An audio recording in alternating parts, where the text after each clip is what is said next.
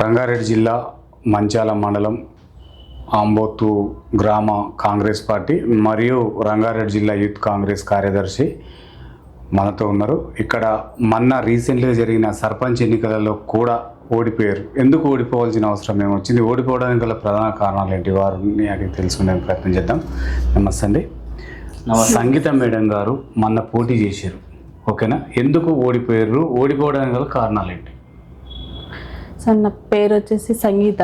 నా designation BSc nursing చేశాను. నేను కాంగ్రెస్ పార్టీ నుంచి నాకు టికెట్ ఇచ్చారు. నేను తండకి ఏదో ఒకటి చేయాలన్న సంకల్పంతో జాబ్ రిజైన్ చేసి మరీ పోటీ చేయడం జరిగింది. సో కొన్ని ఓట్లతో మాత్రమే మేము ఓడిపోవడం జరిగింది. ఇప్పుడు ఓడిపోవడం అనేది జస్ట్ ముగింపు కాదు, అది ఆరంభం లాగానే అనుకుంటున్నాం మేము. సో మేము ఇప్పుడు ఇంకా పని కూడా చేస్తాం ముందు. ఓకే మేడం, మీరు ఇంత చదువుకున్న ఒక వ్యక్తిగా ఉండి మీరు రాజకీయాలకు అసలు ఎందుకు రావాలనుకున్నారు?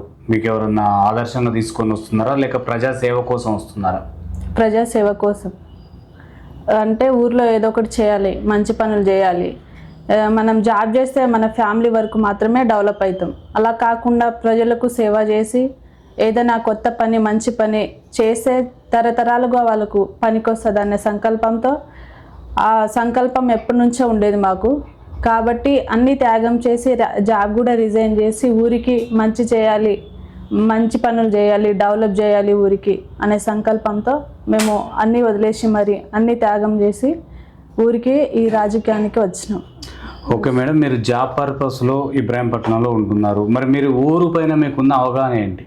ఎంత మేరకు మీరు అవగాహన ఉంది? ఊరి పైన మాకు అవగాహన ఉంది. ఎందుకంటే మేము బ్యాక్గ్రౌండే ఒక ఫార్మర్, అంటే రైతు బిడ్డని.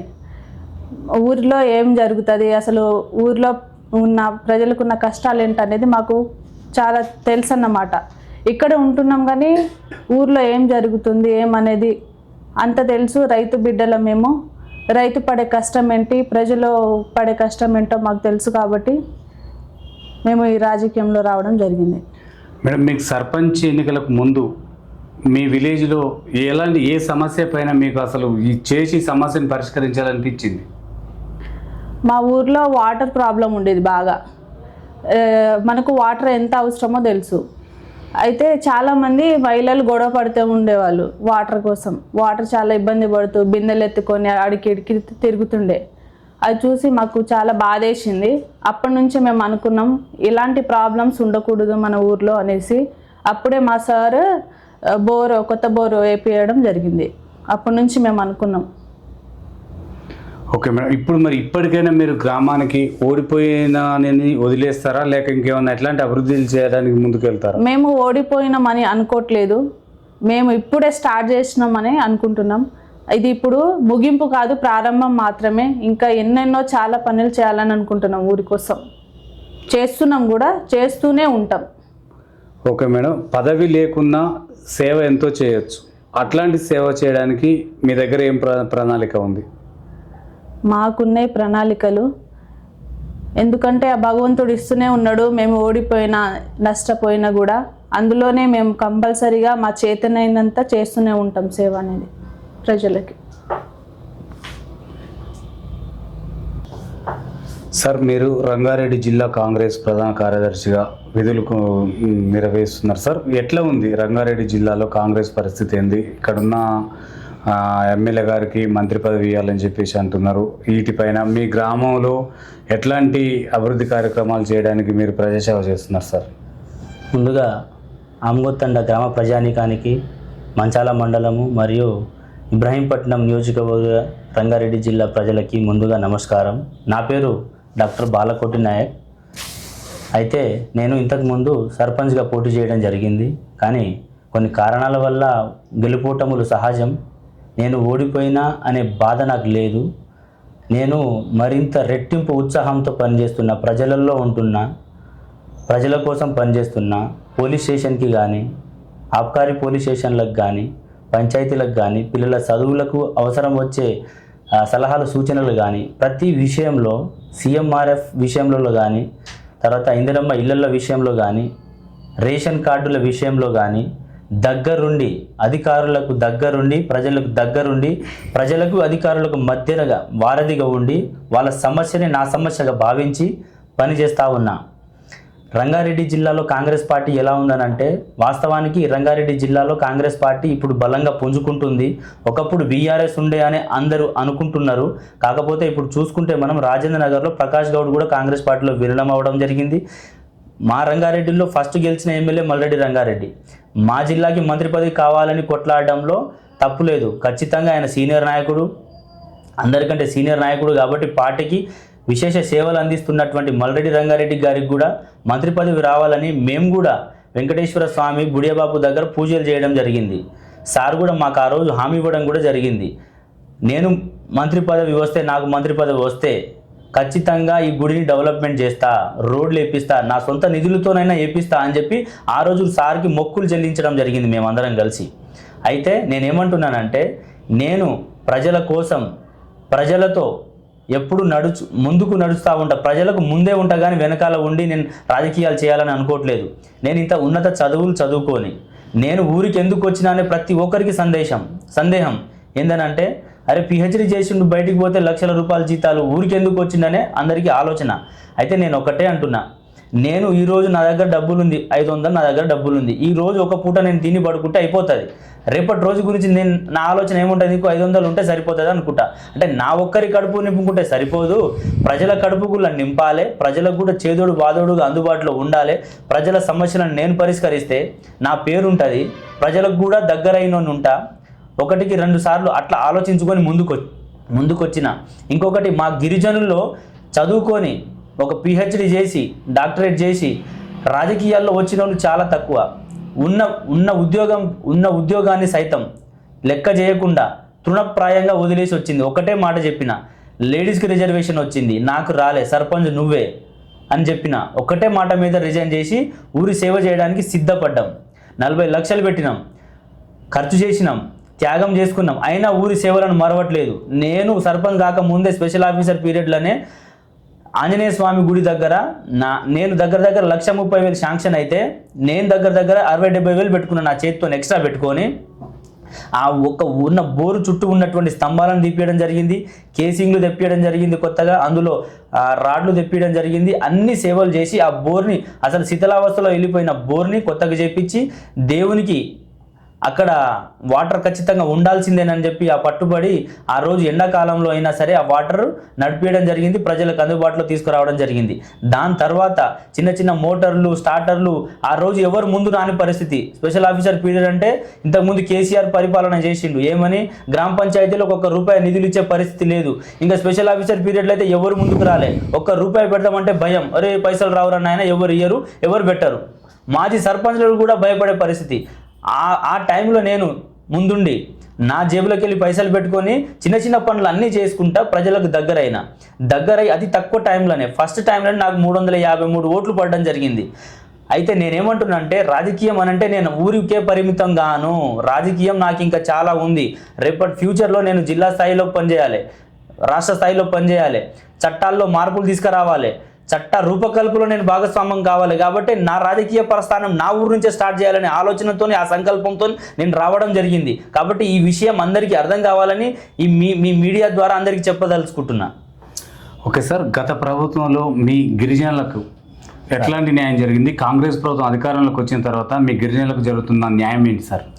గత ప్రభుత్వంలో గిరిజనులకు జరిగిన న్యాయం అంటే, నేను గత ప్రభుత్వం గురించి మాట్లాడడం ఎందుకంటే నేను మళ్ళీ వాళ్ళ గురించి మాట్లాడితే విమర్శ అని అనుకుంటారు. నేను విమర్శలకు పోను. నేనేమంటున్నా అంటే, మా ప్రభుత్వంలో గిరిజనులకి ఇందిరమ్మ ఇల్లులు వస్తున్నాయి, రేషన్ కార్డులు వస్తున్నాయి. ఎక్కువ రేషన్ కార్డులు ఈ రాష్ట్రంలో పొందుతున్నారంటే గిరిజనులే. మనకు కావాల్సింది కూడు గూడు గుడ్డ. ప్రతి మనిషికి కావాల్సింది కూడు గూడు గుడ్డ. కూడు రేషన్ కార్డు రూపంలో, రేషన్ సన్న బియ్యం రూపంలో గవర్నమెంట్ ఇస్తుంది. గూడు ఇందిరమ్మ ఇళ్ళ రూపంలో ఇస్తుంది. గుడ్డ ఇందిరమ్మ చీర రూపంలో ఇస్తుంది. మనకు కావాల్సింది ఇవే. కాబట్టి ఇంకా విషయాలు చెప్పుకుంటే, ఉచిత కరెంటు, ఉచిత బస్సు, ఉచిత గ్యాస్ సిలిండరు, మన ఇంటికి కావాల్సినటువంటి మౌలిక సదుపాయాలన్నీ మనకు గవర్నమెంట్ ఇస్తున్నప్పుడు ఈ గవర్నమెంట్ ఏం చేయట్లేదు అనే వాళ్ళకి నేను చెప్పే సందేశం ఒకటే, మనం బతకడానికి కావాల్సింది అన్నీ ఇస్తున్న గవర్నమెంట్కి, తర్వాత మన జాతికి కావాల్సింది విద్యా, వైద్యం. విద్య రూపంలో ఎంత విప్లవాత్మకమైన మార్పు వస్తుందో మనం ఆరుట్ల తెలంగాణ పబ్లిక్ స్కూల్ నుంచి అందరం చూసినాం. మన మంచాల మండలానికి ముఖ్యమంత్రి రావడం ఎప్పుడు చూడలే, కానీ మన ఇబ్రాహీంపట్నం కాన్స్టిట్యున్సీకి దగ్గర 4 సార్లు ముఖ్యమంత్రి రావడం మనం అందరం హర్షించదగ్గ విషయం. మనం ఇంతకుముందు పాలకులు ఏం చేసేటోళ్ళు, మన ముఖ్యమంత్రి కేసీఆర్ దగ్గరికి పోవాలంటే మన ఎమ్మెల్యే అపాయింట్మెంట్లు తీసుకొని గేట్ ముందర నిలబడే పరిస్థితి. ఈరోజు అదే ముఖ్యమంత్రి గడులు బద్దలు కొట్టుకొని మన ఊర్లలో ప్రజలల్లో తిరుగుకుంటూ బయటకు వచ్చిండు, ప్రజా సేవ చేస్తున్నాడు. కాబట్టి ఆ గవర్నమెంట్కి ఈ గవర్నమెంట్కి తేడా ఏందనంటే ఇది ప్రజాపాలన కాంగ్రెస్, అదేమో గడిల పాలన. అందుకే ఆ గడిలు బద్దలు కొట్టి ఉద్యోగులు, నిరుద్యోగులు, యువకులు అందరూ కలిసి ఈ గవర్నమెంట్ని ఫామ్ చేసుకొని ప్రయత్నాలు చేస్తున్నాం.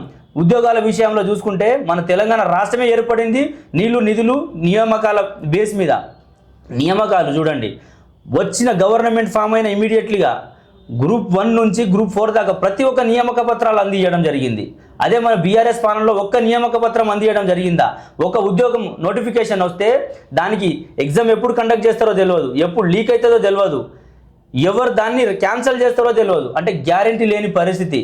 అంటే యువకులకు అంత మోసం చేసిరు కాబట్టి యువత అంతా కలిసి నడుము కట్టుకొని కాంగ్రెస్ గవర్నమెంట్ని తెచ్చుకోవడం జరిగింది.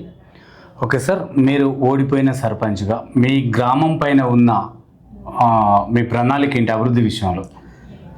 సార్, నేను ఒక ఓడిపోయిన అభ్యర్థిగా నేను చెప్పుకోవద్దు. నేను గ్రామంలో ఒక పౌరునిగా నేనేమంటున్నా అంటే, నేను ఒక ఇండియన్ సిటిజన్ని.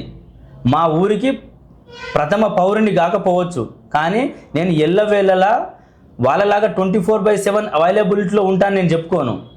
నేను దొరికే టైంని కూడా క్వాలిటీ టైంగా యూజ్ చేసుకొని పొద్దున్నుంచి సాయంత్రం దాకా నేను వాష్రూమ్లో కూర్చున్న ఆంగోతండ గురించి ఆలోచిస్తా. ఇక్కడ నుంచి అక్కడ చీమ ఎక్కడ కదిలిందనే ఆలోచిస్తా. నాకు పొద్దున్నే ఫోన్లు వస్తాయి. 6 గంటల నుంచి 9 లోపు నాకు దగ్గర 20 నుంచి 30 కాల్స్ వస్తాయి. ఎక్కడికి పోవాలనో డిసైడ్ చేసుకొని ప్రజల కోసమే పని. పిల్లల చదువుల కోసం లక్షలు ఫీజులు పెడుతుర్రు. అక్కడ ఎందుకు పెడతారు? మన ఊర్లో మనమే మన స్కూల్ని మనం కన్వర్ట్ చేసుకుందాం, మన స్కూల్లో మనమే చదువుకుందాం, మన స్కూల్ని మనమే డెవలప్ చేసుకుందాం, మన ఊర్లో మనమే ఉందాము అని చెప్తున్నా. నేను ఇదేమైనా తప్పు అంటున్నా? ఎవరికైనా విమర్శలు చేస్తున్నానా నేను? లేదంటే ఎవరైనా ఆస్తులు పాస్తులు మేము గుంజుకోవట్లేదు. పిల్లల చదువు కోసం, పిల్లల భవిష్యత్తు కోసం మాట్లాడుతున్నా. నేను చెప్తున్నా, నేటి బాలలే రేపటి పౌరులు. నేను ఒకటే అంటున్నా. కాబట్టి ఆ బాలల కోసం, ఆ పిల్లల కోసం నిష్కల్మషం అంటే తప్పుడు ఆలోచన లేని పిల్లల మీద రాజకీయం చేసి వాళ్ళ భవిష్యత్తును ఖరాబ్ చేసే ప్రయత్నం మనం చెయ్యొద్దు. గ్రామ పంచాయతీలో ఒక పెద్ద మనిషి నువ్వు గవర్నమెంట్ స్కూల్ గురించి మాట్లాడాలి, కానీ లేస్తే నా ప్రైవేట్ స్కూలు మంచాల మండలంలో 100% రిజల్ట్ అని చెప్తున్నావు. ఏ స్కూల్ గురించి మాట్లాడుతున్నావు? గవర్నమెంట్ స్కూల్ గురించి మాట్లాడు. ఎందుకు గవర్నమెంట్ స్కూల్ మూతపడ్డదో మాట్లాడు. గవర్నమెంట్ స్కూలు ఎందుకు ప్రభుత్వం నాకు ఇక్కడ మంజూరు చేయట్లేదో మాట్లాడు.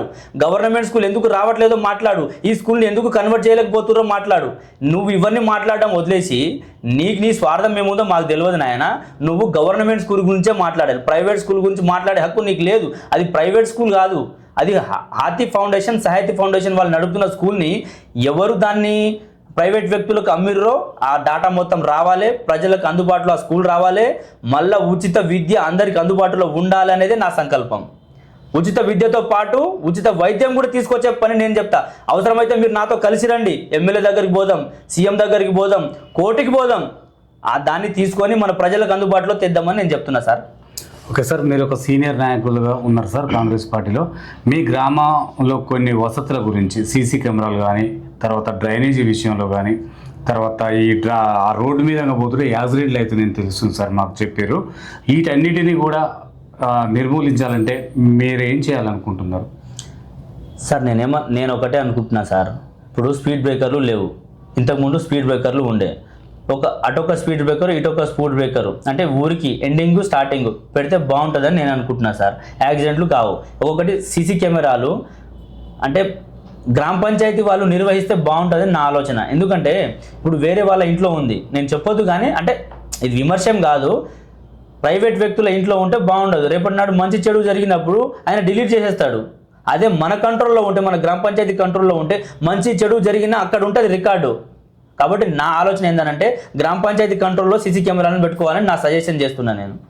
ఓకే సార్, లైబ్రరీ కూడా కావాలంటున్నారు మీ గ్రామస్తులు. లైబ్రరీ మీ ఊర్లో ఏర్పాట్లు ఏమన్నా చేస్తారా సార్? యాక్చువల్లీ సార్, నేను చెప్పాలంటే మా ఊరికి నేను ఒక మేనిఫెస్టో రాసిన. ఆ మేనిఫెస్టోలో ఫస్ట్ పాయింటే లైబ్రరీ. ఊరికి లైబ్రరీ లేని, అంటే హనుమంతుని గుడి ఎంత ఇంపార్టెంటో జ్ఞానానికి సంబంధించిన లైబ్రరీ కూడా ప్రతి ఊరికి అంతే ఇంపార్టెంట్.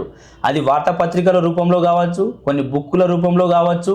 మన యువత తప్పుదారిన పడుతురంటే కారణం ఎవరు? మనమే కదా నాయకులం. మనము ఎలక్షన్లలో ప్రచారం చేసుకుని ఓట్లు వేయించుకోవడం ఒకటే కాదు, వాళ్ళకు సేవ కూడా చేయాలి, కొన్ని వాళ్ళకు పనికొచ్చే పనులు చేయాలి. అట్లీస్ట్ న్యూస్ పేపర్లు ఏమని నేను 100 సార్లు చెప్పిన గ్రామ పంచాయతీల సభలకు పోయి, న్యూస్ పేపర్లు కూడా వేయరు. నేను ఇమీడియట్లీగా పాత భవనానికో కొత్త భవనానికో ఇమీడియట్గా మార్చి, లేకపోతే పైనో కిందనో ఇమీడియట్గా లైబ్రరీ ఏర్పాటు చేయమని చెప్పినాం, చేయలే. నేను గెలిస్తే 100% చేస్తుండే సార్. నేను నా మేనిఫెస్టోలో అదే ఫస్ట్ పాయింట్ రాసిన. ఎందుకంటే నేను ఒక చదువుకున్న క్యాండిడేట్ కాబట్టి నాకు తెలుసు విద్య యొక్క ఆలోచనలు ఎట్లుంటాయి, విద్య యొక్క ఇంపార్టెన్స్ ఏముంటుందో నాకు తెలుసు. కాబట్టి అదే లైబ్రరీ గురించి నేను ఫస్టే పెట్టుకున్నా సార్. నేను గెలిస్తే పెడదాం అనుకున్నా, సరే నేను గెలవలేకపోయినా కానీ నేను ఇప్పుడు వాళ్ళకి సలహా సూచనలు ఒకటే చేస్తున్నాయి. తక్షణమే వార్తాపత్రికలు ప్రవేశపెట్టండి. ఎవరికైతే చదువుకుంటుర్రో యువకులకి కాంపిటేటివ్ ఎగ్జామ్కి సరిపడా తెలంగాణ ఉద్యమం సంబంధించిన బుక్కులు కావచ్చు, ఇండియన్ పాలిటిక్స్ సంబంధించిన బుక్కులు కావచ్చు, తర్వాత ఎకనామిక్స్ సంబంధించిన బుక్కులు కావచ్చు, తర్వాత భారత ఏమంటారు జియోగ్రఫిక్, ఇండియన్ జియోగ్రఫీకి సంబంధించిన, తెలంగాణ జియోగ్రఫీకి సంబంధించిన బుక్కులు కావచ్చు. కొన్ని స్టాండర్డ్ బుక్కులు మీరు పెట్టండి. మీకు తెలియదు అని చెప్తే నాకు అడగండి. నాకు గ్రూప్ 4 నుంచి యూపీఎస్సీ దాకా ఏ బుక్కులు ఎక్కడెక్కడ చదవాలి, ఏ కాంపిటేటివ్ ఎగ్జామ్కి ఏ బుక్కులు వాడతారనేది చెప్తే నేను లిస్ట్ కూడా ఇస్తా, మీరు తీసుకురండి. లేదంటే మాకు కూడా చెప్పండి, మేము కూడా కొంతమందికి దగ్గరికి పోయి ఆ బుక్కులన్నా డొనేషన్ చేసి తీసుకొద్దాం. సార్, మీ గ్రామంలో కొంతమంది భూ సమస్యల మీద ఇప్పటికీ కూడా వాళ్ళకి చాలా సమస్యలు ఉన్నాయి అంటున్నారు సార్. మరి ఆ భూ సమస్య పరిష్కారం ఎప్పుడైతే సార్? వాస్తవానికి మీరు చెప్పినట్టు భూ సమస్య విపరీతంగా ఉంది సార్ మా గ్రామంలో. ఒకటి, ప్రథమ సమస్య సీలింగ్ ల్యాండ్. సీలింగ్ ల్యాండ్కి గవర్నమెంట్ ఆధీనంలో ఉండాలి ఫస్ట్ థింగ్, కానీ ప్రైవేట్ వ్యక్తుల ఆధీనంలోకి వెళ్ళిపోతుంది, రోజు రోజుకి వెళ్ళిపోతుంది. రెండోది, ఇక గుట్ట భూములు అంటారా, గుట్ట భూముల పంచాయతీ ఏడు దాకా వచ్చిందంటే అది కొన్నోడు ఒకడు, రిజిస్ట్రేషన్ చేసుకున్నోడు ఒకడు, దాన్ని ఇంకోటి వచ్చి బ్లాక్మెయిల్ చేసి నేను తీసుకుంటా అని చెప్పి బ్లాక్మెయిల్ చేసి ప్రతి మనిషికి 30,000 ఎకరానికి ఇస్తాం, మీరు మాకు పట్టాలు చేయండి. మొయినాబాద్ ఫామ్ హౌస్కి తీసుకొని పోతుర్రు. 30,000 ఎకరానికి ఏ విధంగా ఇస్తావు నువ్వు? ఈరోజు మార్కెట్ వాల్యూ చూసుకుంటే 15,78,000 ఉంది. నువ్వు మార్కెట్ వాల్యూకి పరంగా నువ్వు పైసలు కూడా ఇయ్యంది, నీ 30,000 దేనికి ఏడ సరిపోతుంది? అంటే మేము ఏ కాలంలో ఉన్నాం? మా గిరిజనులు ఏ కాలంలో ఉన్నారు? ఇంకా ఈరోజు కోకాపేటలో చూసుకుంటే 237 కోట్లకి ఎకరం పోతుంది. ఈడ 2,000 నుంచి 2,500 ఎకరాల భూమిని ఎకరానికి 6 లక్షల కాడికి, అందులో అడ్వాన్స్ 30,000 ఇస్తారంట. ఇదేం న్యాయం? దీని గురించి నేను కొట్లాడినా, ముందుకొచ్చిన నన్ను కొంతమంది విమర్శ చేసిర్రు, ఈయన తిన్నాడు అని మాట్లాడుకుంటారు. నాకు 2 కోట్లు 3 కోట్లు అని కొంతమంది ప్రజాప్రతినిధులు మాట్లాడుకుంటారు ఊరు నుంచి. అది ఏ విధంగా మాట్లాడుకుంటారు? ఆయన ఏ భూమి ఎక్కడ ఉందో ఆయన చూపించుకోవాలి. మా భూములు ఉన్నాయి కాబట్టి మేము పోరాటం చేస్తున్నాం. మేము భూములు ఎవరికి ఇయ్యం. ఇప్పుడు కూడా చెప్తున్నా, ఆ కెమెరా ముందు చెప్తున్నా, భూములు ఎవరికి ఇయ్యం. గిరిజనుల భూముల్లో రానికి ఎవరికి రైట్స్ లేవు. గిరిజనులకు అక్కడ భూములు ఇయ్యాలి. రేపు భూములు 1 ఎకరం కొనాలంటే జీవితం మొత్తం త్యాగం చేయాల్సిన పరిస్థితి ఏర్పడుతుంది. కోట్లల్లో ఉంది. ఎవరికమ్మాలి? మేము ఎవరికమ్మా, మాకే భూములు లేవు. కాబట్టి ఆ భూముల సమస్యలు కూడా ఉన్నాయి. ఆ భూముల సమస్యను ఎమ్మెల్యే గారికి దృష్టికి తీసుకుపోయినా. ఓకే సార్, మీ గ్రామంలో మీ కులదైవమైన ఒక టెంపుల్ ఉందని తెలిసింది సార్. దాని డెవలప్మెంట్ కోసం మీ కాడ మీరు ఎలా కృషి చేయబోతున్నారు సార్? సార్, మా యాక్చువల్లీ ధర్మయ్య చెరువులో బుడియాబాబు యొక్క క్షేత్రం ఉంది సార్. అక్కడ సాక్షాత్తు శ్రీ వెంకటేశ్వర స్వామి కాలు మోపిన ప్రదేశం. కాబట్టి ఆ యొక్క దేవుని యొక్క ఆశీస్సులతో, దేవుని యొక్క మనస్ఫూర్తిగా నేను ఏమంటున్నా అంటే దేవుని మీద అభిమానంతో ఆ గుడి డెవలప్ అయితే మా ఊరి జనాలకి ఉపాధి అవకాశం దొరుకుతుంది. దాన్ని మేము ఒక కమిటీ రూపంలో చేంజ్ చేసుకుందామని అనుకున్నాం. అందరం కూర్చున్నాం, కానీ అది కొంచెం లేట్ పడుతుంది, టైం పడుతుంది. మరి కొన్ని విషయాల వల్ల మేము దాన్ని కంక్లూడ్ చేయలేకపోతున్నాం. దాన్ని కూడా త్వరలో మేము ఒక కమిటీ చేసుకొని అందరం కలిసి ఇంక్లూజివ్ గ్రోత్గా, అంటే మేమందరూ బేషాజాలకు పోకుండా మేమందరం కలిసి కూర్చొని మాట్లాడుకొని ఆ గుడిని కూడా డెవలప్ చేస్తాం. ఎమ్మెల్యే దృష్టికి కూడా ఉంది, రోడ్లు వేపియమని చెప్పినాం. ఖచ్చితంగా ఆ గుడిని కూడా అందుబాటులో, ప్రజలకు అందుబాటులో తీసుకొస్తాం, డెవలప్ చేసుకుంటాం. ఖచ్చితంగా ఆ దేవుని యొక్క ఆశీస్సులతో మనం అందరం బాగుండాలని నేను కోరుకుంటున్నాను.